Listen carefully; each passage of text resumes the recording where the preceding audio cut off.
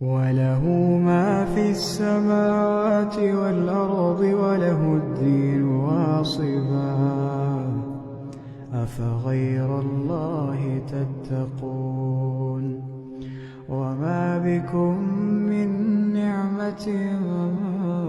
فمن الله ثم إذا مسكم الضر فإليه تجأرون ثم إذا كشف الضر عنكم إذا فريق منكم بربهم يشركون ليكفروا بما آتيناهم فتمتعوا فسوف تعلمون.